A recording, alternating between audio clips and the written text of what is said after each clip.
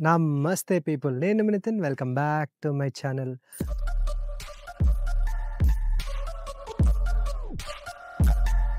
So, ఇవాళ ఒక surprise video అనమాట. సో, నేను ఇలాంటి వీడియో ఒకటి రికార్డ్ చేస్తా అని కూడా అనుకోలేదు. So, we have a person behind the camera. So, who will be the main character throughout the video అనమాట. అతను వచ్చేసి హేమ్‌చంద్. సో, ఇప్పుడు మేము ప్రెజెంట్ అయితే వాలీబాల్ ఆడుకోవడానికి వెళ్తున్నాము. అండ్ అక్కడ మేము ఎలా ఆడుకుంటాము, అండ్ ఇక్కడ జర్మన్ లైఫ్ స్టైల్ ఎలా ఉంటది, అన్నీ కైండ్ ఆఫ్ లైక్ ఒక బంచ్ ఆఫ్ క్వెషన్స్ మా వాడి దగ్గర మైండ్‌లో వచ్చినాయంట. నన్ను అడుగుతా అని జెప్పేసి అన్నాడు. సో, కెమెరాలోకి రమ్మంటే లేదు నాకు సిగ్గవుతది అని జెప్పేసి కెమెరా వెనక దాక్కున్నాడు. ఏదో ఒకలాగా ట్రై జేసి నేను కెమెరాలోకి తీయడానికి ట్రై జేస్తా. అప్పటిలోపు మా జర్నీ అయితే చూసేద్దాం. So, let's go.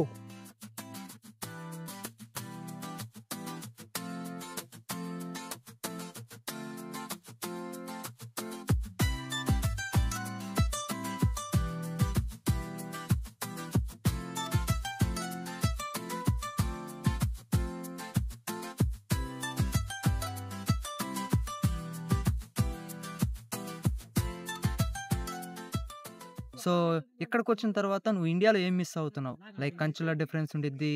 అండ్ అలాగే మనం పెరిగిన వాతావరణం డిఫరెన్స్ ఉండిద్ది.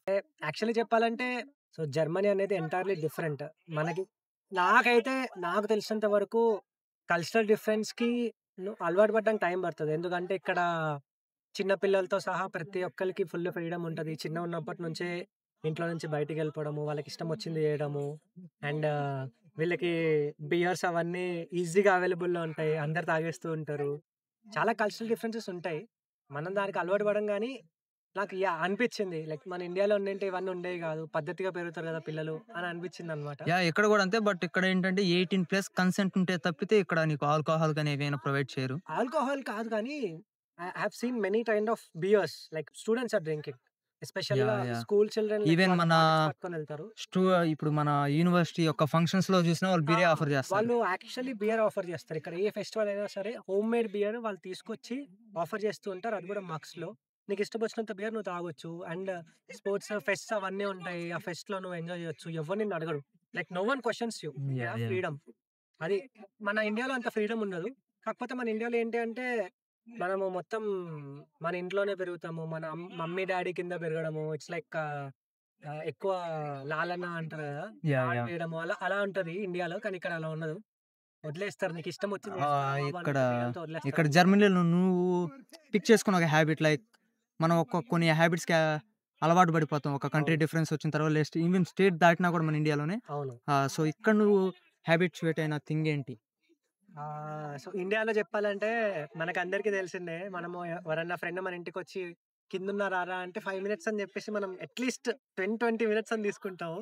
అంటే టు బీ ఫ్రాంక్ చెప్పాలంటే టైమ్ సెన్స్ మెయింటైన్ చేయము. యాహ్! కానీ ఎగ్జాక్ట్‌లీ. జర్మనీలో అలా గాదు.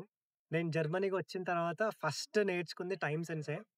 ఏదన్నా సరే టైమ్ టు టైమ్ చేయడము. మార్నింగ్ లెగడం గానీ, ఏదన్నా అపాయింట్‌మెంట్ బుక్ చేసుకుంటే అక్కడ ప్రియర్‌గా ఎళ్ళడం గానీ. అండ్ ఇంకోటేందంటే జర్మనీలో మనం 5 మినిట్స్ ముందెళ్ళినా కోపమే, 5 మినిట్స్ లేట్ ఎళ్ళినా కోపమే.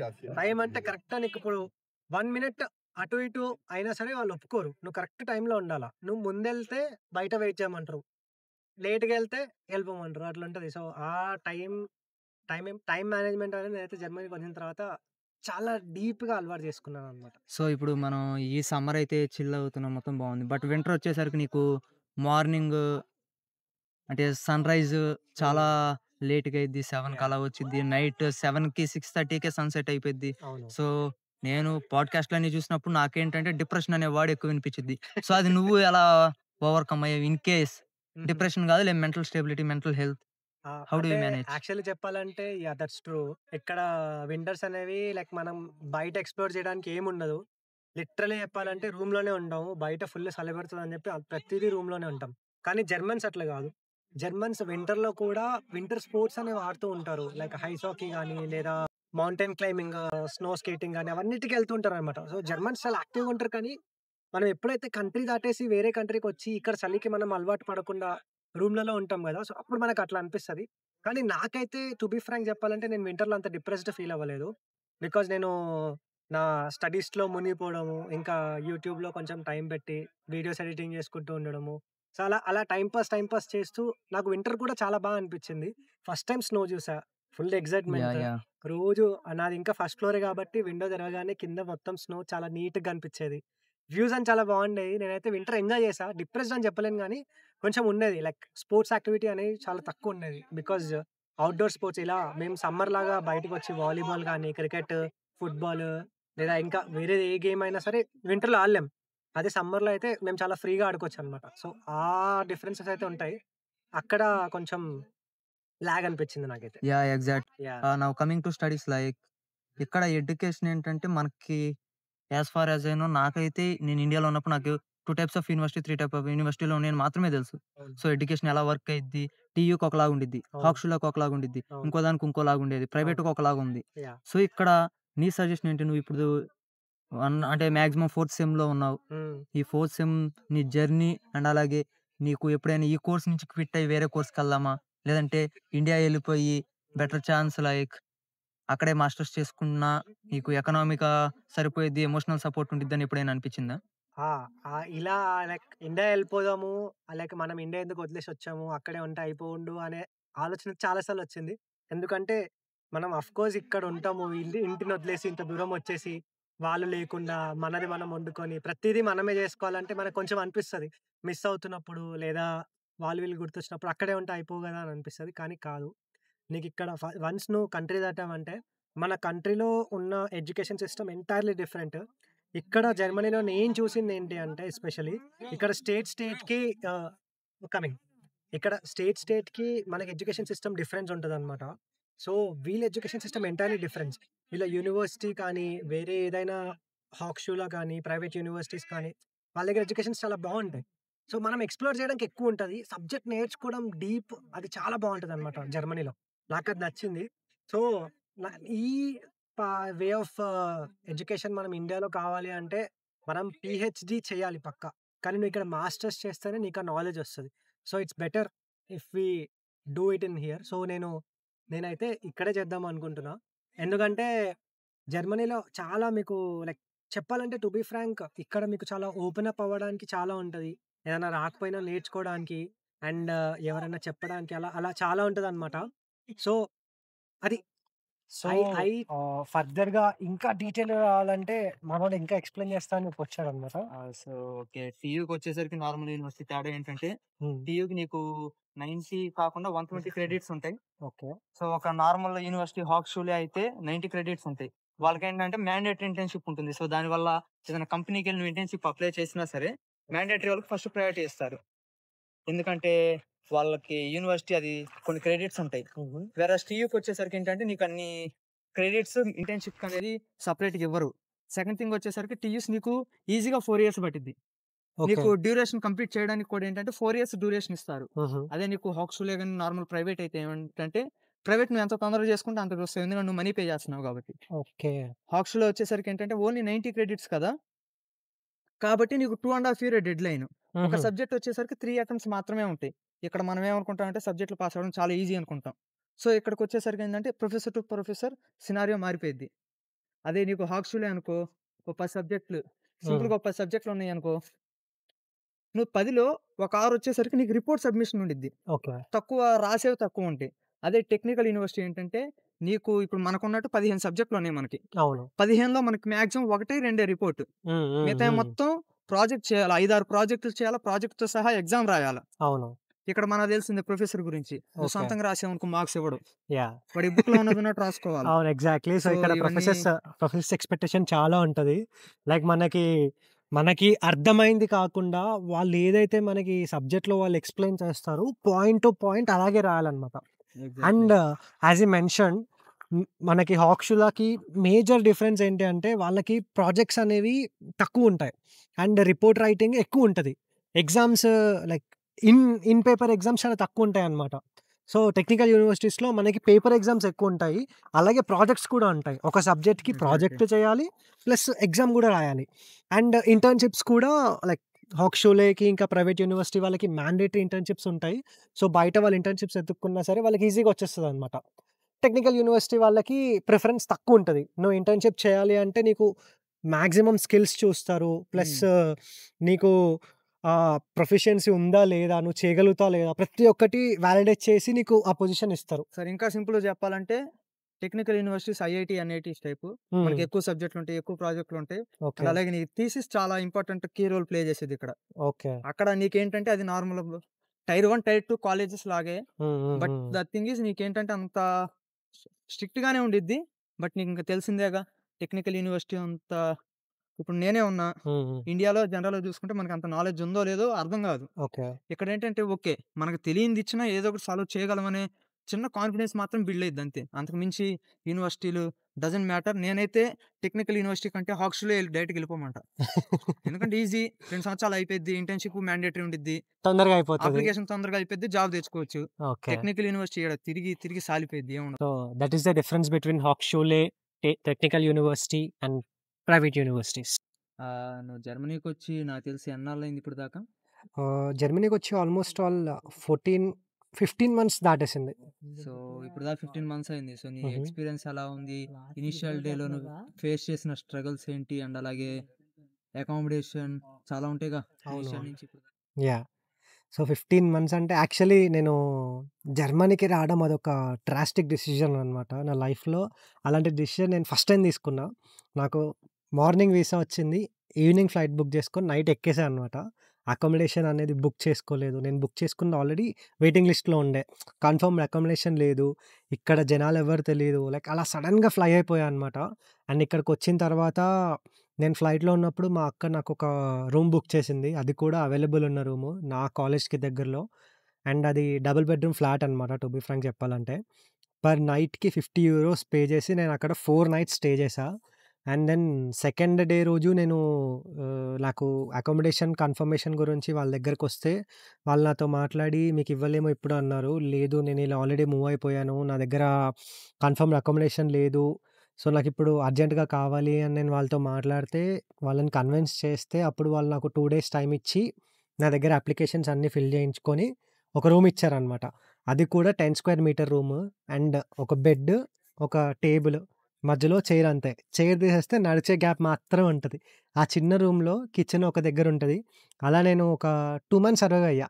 దాని తర్వాత నేను రూమ్‌కి మార్చుకోవడం పెట్టుకుంటే నాకు మనమందరం ఉన్న దగ్గరికి నేను ఆ రూమ్‌కొచ్చా అనమాట. సో, అది ఆగస్ట్‌లో ఆల్‌మోస్ట్ సేమ్ మంత్‌లో 1 ఇయర్ బ్యాక్ ఇక్కడికి మూవ్ అయ్యాను. సో, ఇప్పుడు నాకు ఈ రూమ్ చాలా కంఫర్టబుల్‌గా ఉంది. ఎప్పుడైతే ఇక్కడికి మూవ్ అయ్యానో ఐ ఫెల్ట్ కంఫర్టబుల్. బికాజ్ నాకు సేమ్ రూమ్‌లో కిచెన్ ఉంది. రూమ్‌లోనే బాత్రూమ్ ఉంటది. సో, ఇట్స్ లైక్ అన్నీ దగ్గరలో ఉంటాయి. పొద్దున్నే టైంకి లెగడం కానీ, అన్నీ కుక్ చేసుకొని తినడం గానీ, ప్రతి ఒక్కటి నాకు చేసుకునే ఆపర్చునిటీ ఉండే అనమాట. అండ్ రూమ్ కూడా కొంచెం 13 square metre room. Spacious. And rent కూడా ఓకే. ఇప్పుడు రెంట్ పెంచారు. నేనొచ్చినప్పుడు నేను €300 పే చేశా. కానీ ఇప్పుడు మాత్రం €386 పే చేస్తున్నా. Which is too much. ఒక అంటే ఇండియాలో మంచి నాకు తెలిసి నువ్వు ఆల్రెడీ జాబ్ చేసినట్టున్నావు కదా! సో, ఆ యాహ్! జాబ్ వదిలేసి యాహ్! So, actually yeah! అది కూడా ఒక హఠాత్ పరిణామం అని చెప్పొచ్చనమాట. నేను ఇప్పటికి రిగ్రెట్ అవుతాను. లైక్ జాబ్ వదిలేసాను అనవసరంగా అని చెప్పేసి. కానీ no, like it's for my future. So, I took a good డిసిజనే. రిగ్రెట్ అనేది ఉంటది. కాకపోతే యాహ్! అక్కడ నాకంత పే వచ్చేది కాదు. It's okay. జాబ్ ఉండేది. 1 ఇయర్ జాబ్ చేశా. దెన్ జాబ్‌లో కూడా సో, అక్కడ వదిలేసి వై ఇక్కడ రావడం నువ్వు జరిగింది. జర్మనీ తీసుకున్నావు? ఇప్పుడు సపోజ్ హుహు. వెన్ యూ లుక్ ఆఫ్టర్ యూఎస్‌కి మెకానికల్ చాలా మంచి ఆపర్చునిటీస్ ఉన్నాయి. యూకేకి ఉన్నాయి. కెనడా అవును. ఉంది. నెదర్లాండ్స్ ఉంది. హుహు. స్విట్జర్లాండ్ ఉంది. Then why Germany? సో, నేను ఆల్రెడీ ప్రీవియస్ వీడియోస్‌లో కూడా చెప్పా. జర్మనీ ఈజ్ మై డ్రీమ్ అనమాట. లైక్ నేనిక్కడ చదువుకోవడం నాకొక డ్రీమ్. ఆల్మోస్ట్ ఆల్ 2012 నుంచి నేను జర్మనీలో చదువుకోవడానికి ప్లాన్ చేస్తూ వచ్చా. So, it's like dream come true లాగా నేనిప్పుడు ప్రెజెంట్ నా డ్రీమ్ లైఫ్‌ని నేను జీవిస్తున్నా అని చెప్పేసి నేనెప్పుడూ అనుకుంటూ ఉంటా అనమాట. And yeah! మనకి వేరే ఆప్షన్స్ కూడా ఉన్నాయి. లైక్ యూఎస్ఏ, ఆస్ట్రేలియా చూసుకుంటే అక్కడ మనం హై కాస్ట్ పెడతాము. కానీ ఐర్లాండ్, నెదర్లాండ్ కానీ లైక్ ఇంకా పోలాండ్ కానీ ఇలా దగ్గర దగ్గర కంట్రీస్‌లో చాలా తక్కువ బడ్జెట్‌లో మనకి యూనివర్సిటీస్ ఫీజ్ అనేవి చాలా తక్కువుంటది. ఈజీగా అయిపోద్దనమాట. సో, నాకైతే జర్మనీ డ్రీమ్ కంట్రీ కాబట్టి నేనిక్కడికొచ్చా. ఒకవేళ నీకు వేరేదేమన్నా డ్రీమ్ కంట్రీ ఉన్నా, లేకపోతే అక్కడ బెటర్ ఆప్షన్ ఉండి, లైక్ బెటర్ కోర్స్ దొరికింది అనిపిస్తే గనక you can go there. It's not like జర్మనీకి వచ్చి చదువుకో అని అయితే చెప్పను. ఎగ్జాక్ట్‌లీ. యాహ్! సో, ఇప్పుడు ఇనీషియల్ డేస్ గురించి మాట్లాడుకుంటున్నాం కాబట్టి, హుహు. ఇనీషియల్‌లో నీకు తెలుసనుకుంటా. ఫస్ట్ 1 ఆర్ 2 మంత్స్ మనం కన్వర్ట్ చేసుకుంటాం ఐఎన్ఆర్‌కి. సో, ఏది యాహ్! కొన్నా ఇప్పుడు సపోజ్ ఆ చాక్లేట్ ఏమో €3 ఉంది. అవును. ఆ €3 ఉంటే అక్కడ మనకు బిర్యానీ వచ్చిద్ది. సో, అది దీస్ కూడా టైప్ నిజమే. ఆఫ్ థింగ్స్ నువ్వు ఎన్నాళ్ళు నీ మైండ్‌లో ఉందది? నేను చెప్పాలంటే నేను ఫస్ట్ రావడమే నా దగ్గర గ్రోసరీస్ ఏం లేకుండే అనమాట.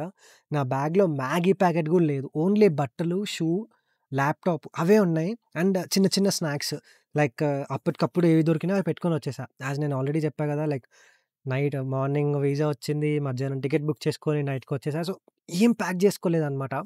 సో, ఇక్కడికొచ్చాక సూపర్ మార్కెట్‌కెళ్ళి ఫస్ట్ పాల ప్రైస్ చూస్తే €1 ఉంది. €1 అంటే ₹90.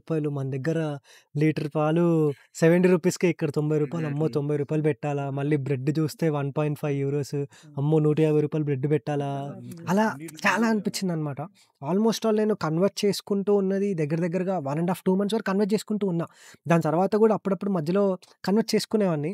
కానీ మెల్లిమెల్లిగా ఎప్పుడైతే ఇక్కడ యూరోస్‌కి అలవాటు పడ్డానో అప్పుడు అర్థమైంది. లేదు మన దగ్గర కన్వర్ట్ చేసుకుంటే ఇక్కడ గడిచే పని గాదు. మనకి ఎలాగైనా దగ్గర దగ్గర ఖర్చు 650, €700 వరకు అవుతది. సో, ఆ ఖర్చు మనం పెట్టాల్సిందే. No other option. సో, ఇప్పుడు జర్మనీ ప్రాసెస్ గురించి మాట్లాడుకుందాం. Okay. Yeah! So, coming to Germany process నేను ఆల్రెడీ దీనిపైన సెపరేట్ వీడియోస్ కూడా చేశాను.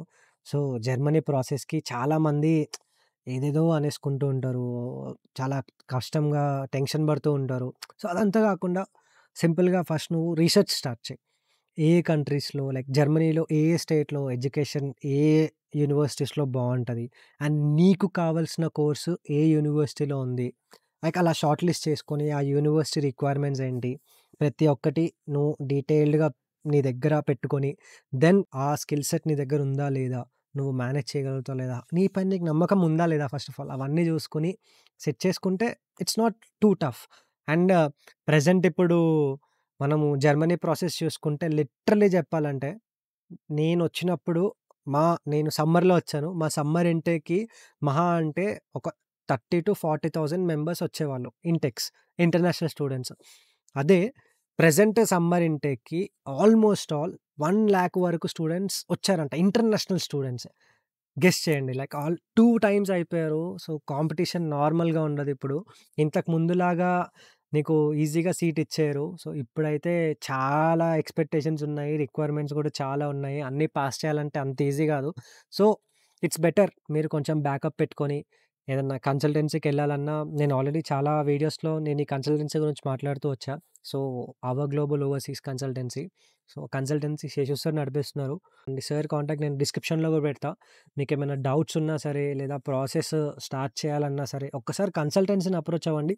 మీకు ఆ సార్ సెపరేట్‌గా గూగుల్ మీట్స్ పెడతారు. మీరు ఒకవేళ బల్క్‌గా ఉంటే, నా సైడ్ నుంచి ఏదన్నా రిఫరెన్సెస్ ఎక్కువ మంది ఉంటే గనక, సో, ఆ రిఫరెన్సెస్ అన్నీ సార్ నా దగ్గర మాట్లాడుతూ ఉంటారు. అందరికీ ఒకసారి గూగుల్ మీట్స్ పెడదామని చెప్పేసి నేను మాట్లాడతాను. సో, అలా మనం అందరం కనెక్ట్ అయ్యి, గ్యాదర్ అయ్యి డిస్కస్ చేసుకుందాం. So, it's better there. And అలాగే ఇక్కడ సరే అడ్మిట్ రావడం ఒక ఛాలెంజ్ అనుకుంటే, అడ్మిట్ అవుతే అకామిడేషన్. సపోజ్ ఇండియాలో ఉన్నాననుకో, నేను ఇనీషియల్‌గా ఉన్నప్పుడు ఇక్కడ నాకు అడ్మిషన్ ఎలానో తెలీదు. అవును. అడ్మిషన్ ప్రాసెస్ తెలీదు. యాహ్! ఇక్కడ ఇన్ కేస్ నాకు రూమ్ ఏం దొరకకపోతే ఇక్కడికొచ్చిన తర్వాత ఎవరి దగ్గర ఉండాలో తెలీదు. అవును.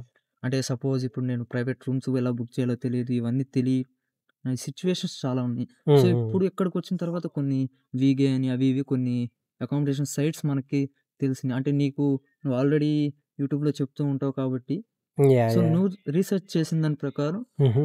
లైక్ రేటింగ్ ఇవ్వాలనుకుంటే 1-5. ఓకే. 1-5లో నువ్వు టాప్‌లో ఉండేది ఏ అకామిడేషన్స్ చూస్ చేస్తావు? అండ్ ఎందుకు? ఓకే. నేను ఇప్పటివరకు చూసిన దానిలో లైక్ జర్మనీలో యాంబా student is new. But out of Germany like other countries నేను ఆల్రెడీ చెప్పా USA, UK, Canada, Australia. So, అలాంటి కంట్రీస్‌లో ఇట్స్ ఆల్రెడీ దేర్. లైక్ దానికి హ్యూజ్ నెట్‌వర్క్ ఉంది.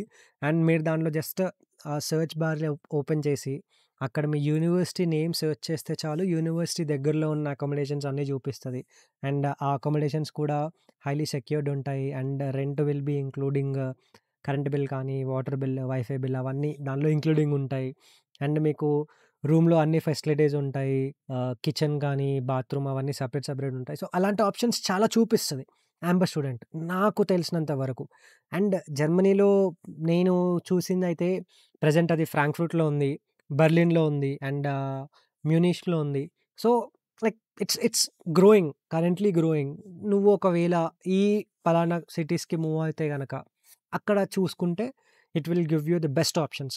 అండ్ వేరే సిటీస్‌లో చూసుకుంటే మనకి మల్టిపుల్ ఆప్షన్స్ ఉన్నాయి. లైక్ లోకల్‌వి చూసుకుంటే గనక డబ్ల్యూజీ గెజుక్ట్ అని చెప్పేసి యాప్ ఉంటది. అండ్ క్లైనెన్జైగ్ అని చెప్పేసి యాప్స్ ఉంటాయి. అలా మీకు మల్టిపుల్ యాప్స్ ఉంటాయి.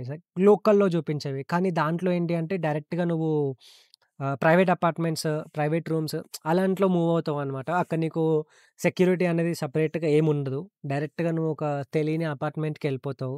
అక్కడ నువ్వు మనుషులతో మాట్లాడుకొని ఒక అపాయింట్‌మెంట్ బుక్ చేసుకొని, ఎళ్లి అక్కడ చెక్ చేసుకొని, అండ్ అక్కడ నీకు current bill, warm rent like అలా అలా డిఫరెంట్స్ ఉంటదనమాట.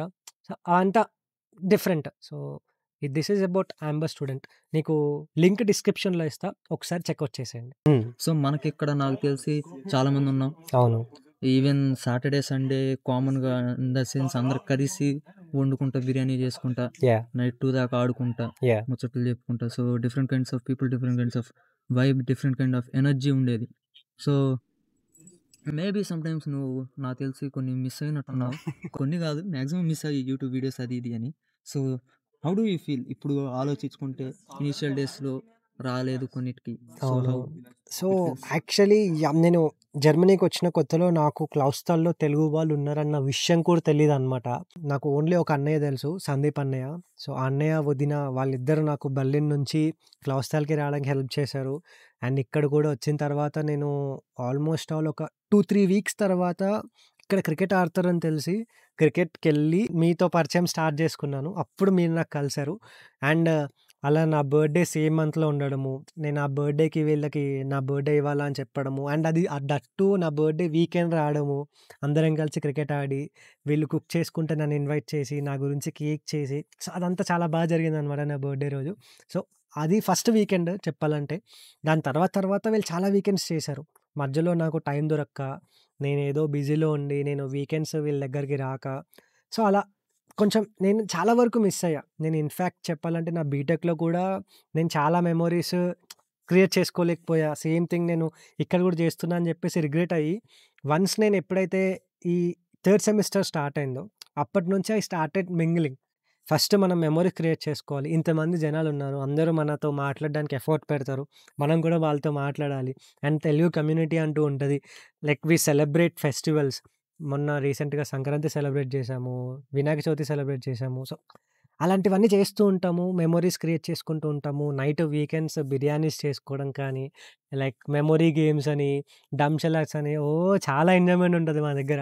సో, అదంతా నేను మిస్ అయ్యా. But right now I am trying to gather and అన్నీ వీకెండ్స్‌కి కలుద్దామని ప్లాన్ చేస్తున్నాను. సో, ఈ మధ్య కొంచెం ప్లాన్స్ టైట్ ఉండి, షెడ్యూల్ టైట్ అయిపోయి కుదరలేదు. మరి అబ్బో! ఫర్దర్‌గా షెడ్యూల్ ప్లాన్ చేసుకొని ష్యూర్. For sure. అవును. ఇందాక గేమ్స్ గురించి మెన్షన్ చేశావు. నిజం చెప్పు ఇండియాలో ఎక్కువ గేమ్స్ ఆడేవాడు ఎక్కడ ఎక్కువ ఆడాడు? టు బీ హానెస్ట్ నాకు తెలుసు ఆన్సర్. అందుకే అడుగుతున్నా. కావాలని అడుగుతున్నా. ఓకే. టు బీ హానెస్ట్ చెప్పాలంటే నేను ఇండియాలో లైక్ చాలా గేమ్స్ ఆడేవాడిని లిటరల్లీ. నాకు వీక్ డేస్‌లో అయితే రోజు నైట్ బ్యాడ్మింటన్ 1 అవర్ 9-10 బ్యాడ్మింటన్ ఆడేవాడిని.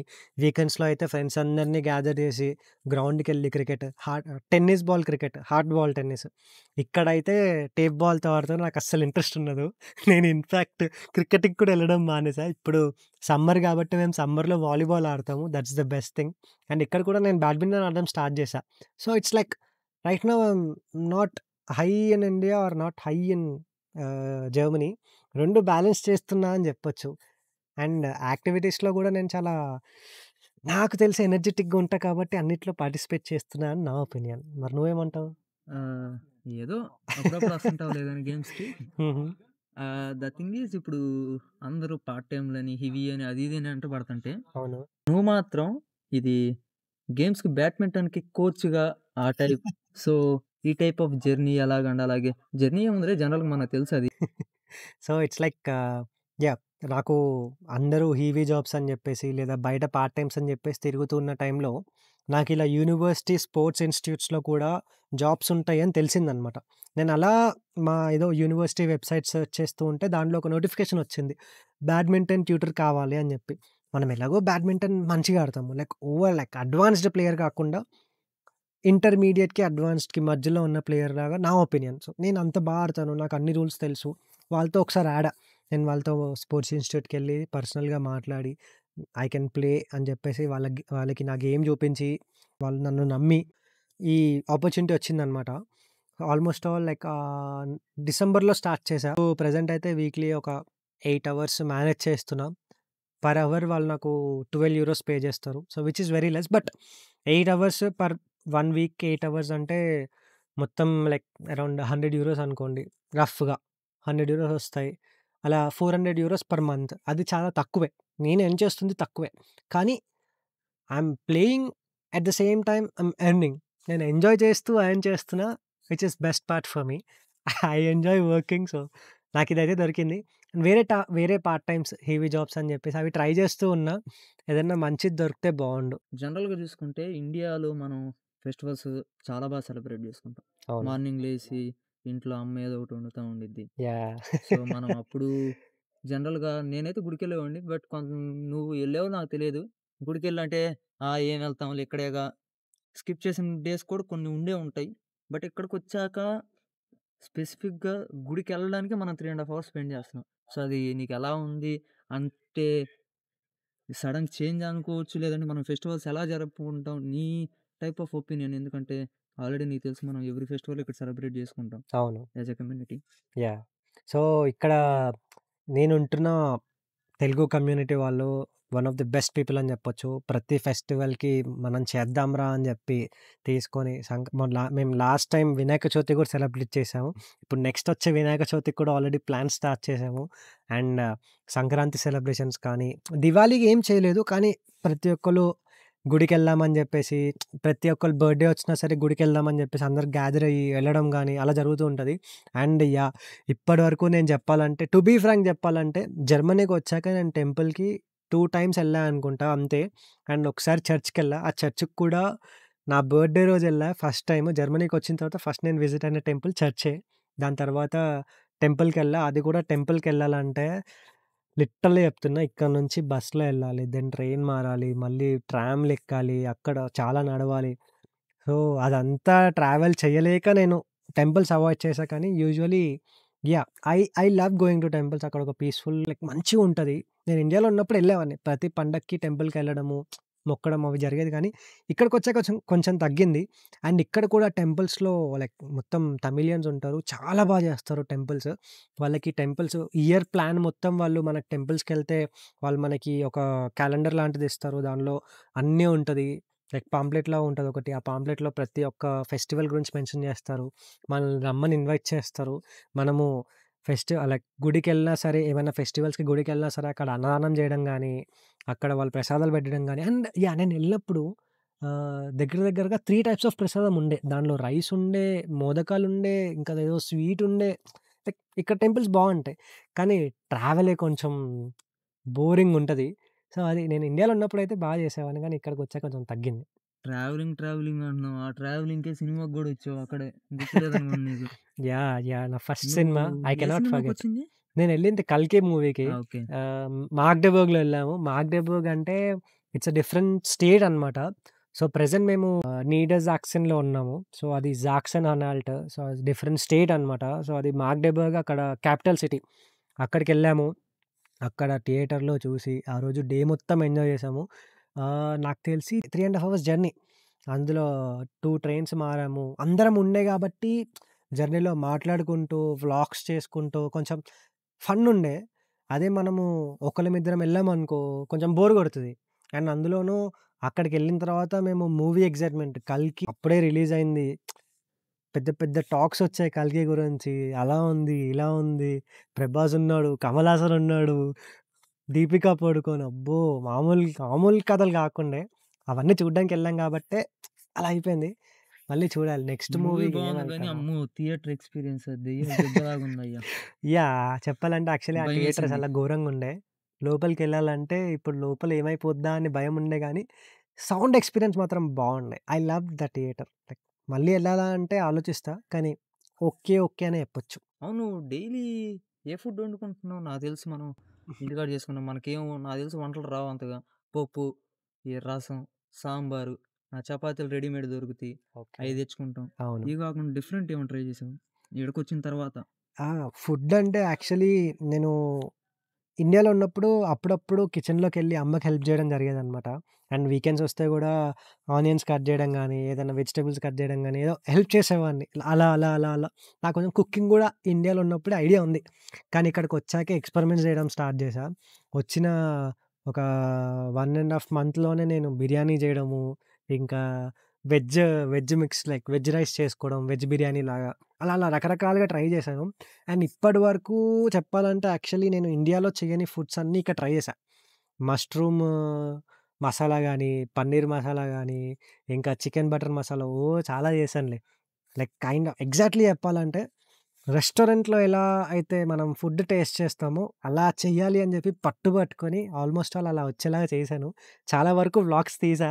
కానీ నాకే ఎందుకులే మనది కుకింగ్ ఛానల్ కాదు కదా అని చెప్పి పోస్ట్ చేయలేదు. మరి మీకు కావాలంటే కామెంట్‌లో చెప్పండి. అన్నీ పోస్ట్ చేద్దాం లైన్‌గా. This is video guys. I hope you enjoyed. Actually questions అన్నీ ర్యాండమ్‌గా వచ్చేసరికి నేను కూడా ర్యాండమ్‌గా ఆన్సర్ చేశాను. ఇట్స్ నాట్ యెట్ లైక్ ఒక ప్రిపేర్డ్ స్క్రిప్ట్ లాగా ఏమి అనుకోలేదు. సో, మనకి ఇంకా కెమెరా వెనకాల హేమచంద్ అలాగే ఉన్నాడు. కష్టపడి ఏదో మధ్యలో లాగా. నెక్స్ట్ వీడియోకి పెద్ద పాడ్‌కాస్టే ప్లాన్ చేద్దాము. ఒకవేళ మీకు ఇంకా ఇలాంటి పాడ్‌కాస్ట్‌లు ఇంకా చూడాలని అనిపిస్తే కామెంట్ సెక్షన్‌లో చెప్పండి. And don't forget to like, share and subscribe to Nitin in Germany. See you all. Bye. ఇక మొదలెడదామా?